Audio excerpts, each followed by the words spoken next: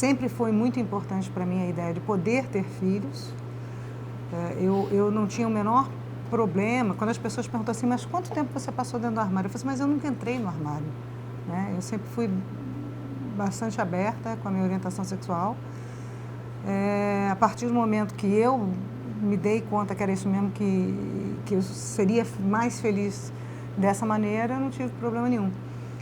Agora, me incomodava a ideia de que eu não iria ter filhos, porque eu ia casar com uma mulher, então não ia ter que ter filhos. E esse primeiro relacionamento que eu tive, uma vez conversando sobre isso, a pessoa me disse, não, mas você poder ter filhos, você pode, você não é estéril, né?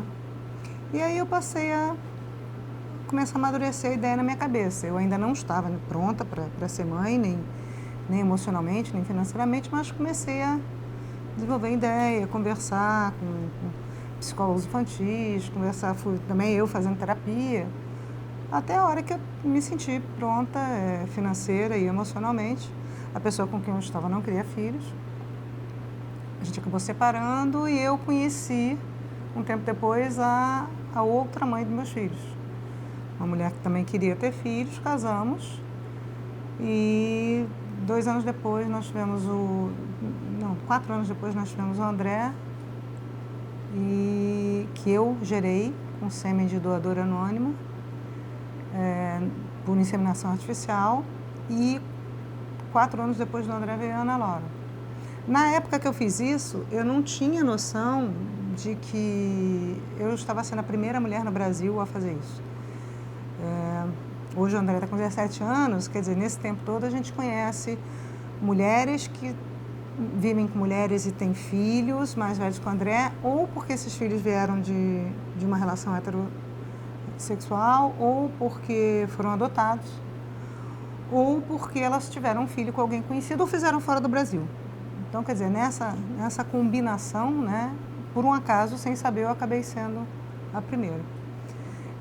Depois nós fomos conhecendo outros casais que tiveram filhos, 6 meses, 1 ano depois da gente, fomos fazendo um grupo de amigas. Desse grupo de amigas, nós chegamos a criar uma associação brasileira, né, de famílias homoafetivas.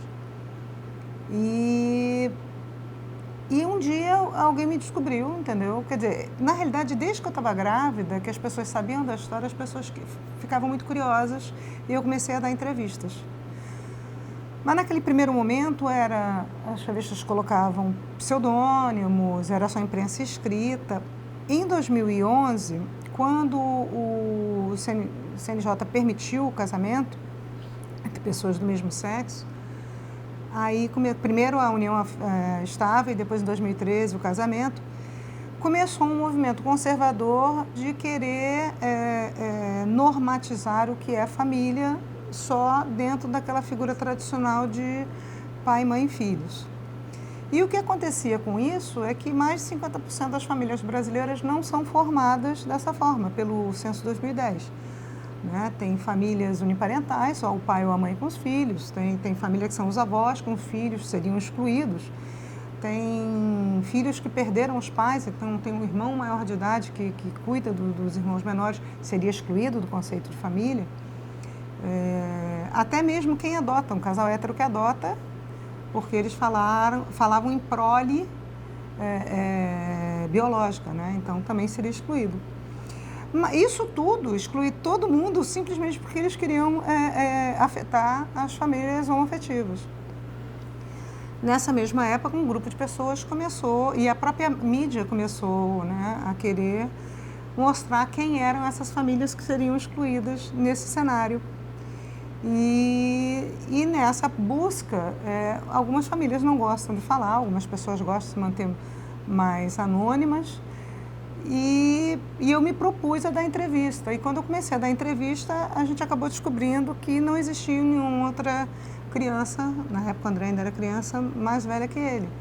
Aí, então, a mídia veio e a gente começou a dar entrevista atrás de entrevista. E várias mídias, né?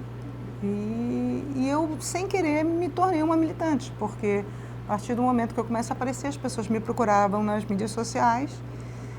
E eu me vi nesse lugar de ter um microfone na frente para para poder falar em nome dessas pessoas que ou não tinham coragem de aparecer, ou não podiam aparecer por questões familiares, por questões profissionais. Tu deu voz para as pessoas que Eu, não queriam, que tinham medo de aparecer. Então, exatamente. Ou que não sabiam o que dizer.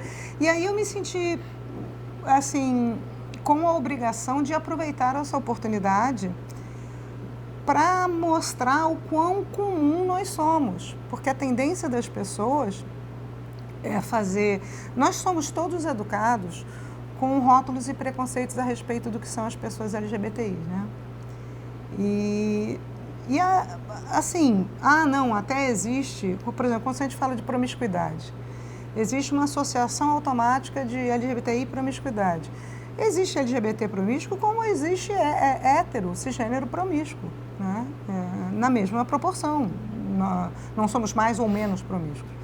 E existem famílias que são caretas e conservadoras entre os LGBTs também, né? Então, nós somos apenas uma amostra da sociedade. Nós trabalhamos, pagamos impostos, queremos ter filhos ou não, queremos ser mais conservadores ou menos conservadores nos costumes ou não, como qualquer outro grupo. Seria a mesma coisa que você falar que todas as pessoas ruivas são promíscuas. Não faz o menor sentido, né? Então, ou você falar que todas as pessoas que têm o lóbulo da orelha grudado na face são libertinas. Não, também não, sabe?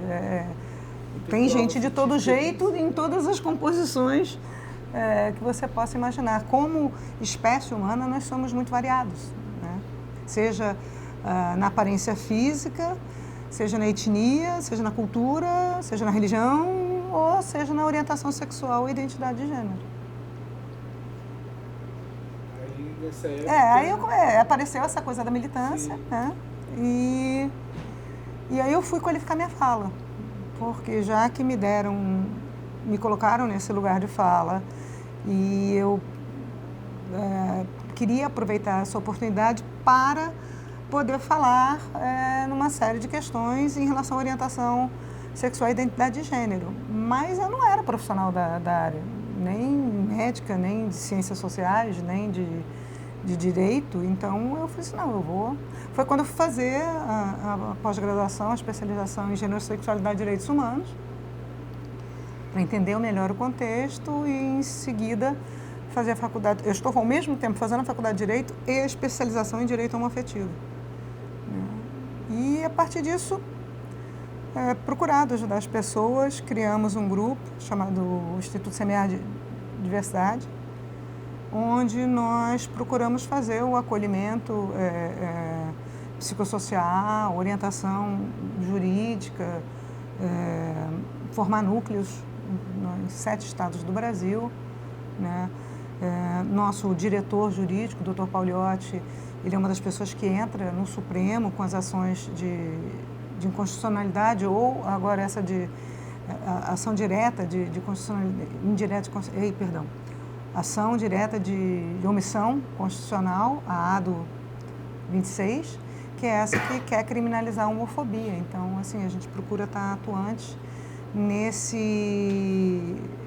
nessa pressão para que as instituições possam também criar políticas públicas que nos protejam ou que nos dê equiparação a qualquer outro cidadão brasileiro.